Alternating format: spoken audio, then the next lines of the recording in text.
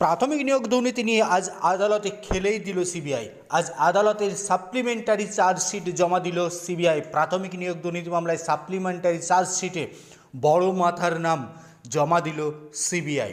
প্রাথমিক নিয়োগ দুর্নীতি মামলায় চাঞ্চল্যকর মোড়। মামলার তদন্তে সাপ্লিমেন্টারি চার্জশিট যা জমা দিয়ে সিবিআই সরাসরি জানাচ্ছে কালীঘাটের কাকু ওরফে সুজয় কৃষ্ণ ভদ্র জড়িত। প্রাথমিক নিয়োগ দুর্নীতি মামলায় তৃণমূলের যুবনেতা শান্তনু বন্দ্যোপাধ্যায়, মিডলম্যান তৃণমূল নেতা অরুণ হাজরার নামও রয়েছে সিবিআই সাপ্লিমেন্টারি চার্জশিটে। শুধু তাই নয়, প্রাথমিক নিয়োগে কীভাবে কেলেঙ্কারি তাও চার্জশিটে জানানো হয়েছে। আজ শুক্রবার কলকাতার নগর দায়রা আদালতে সাপ্লিমেন্টারি চার্জশিট জমা দেয় সিবিআই। জানা যাচ্ছে, নয়া এই চার্জশিটে তথ্য প্রমাণ লোপাটের ধারা 201 নতুনভাবে যুক্ত করা হয়েছে। পাশাপাশি জমা দেওয়া সাপ্লিমেন্টারি চার্জশিটে জালিয়াতি, প্রতারণা, দুর্নীতি দমন আইন ও তথ্য প্রযুক্তি আইনের ধারাও যুক্ত হয়েছে। আগামী 28 ফেব্রুয়ারি এই সংক্রান্ত মামলার ফের শুনানি হবে।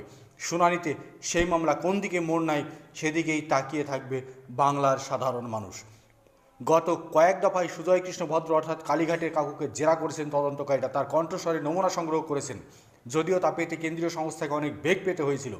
আইনজীবীদের মতে প্রমাণ লোপাটের ধারা চার্জশিটে যুক্ত করায় আগামী দিনে ভয়ঙ্কর বিপদে পড়ছেন কালীঘাটের কাকু।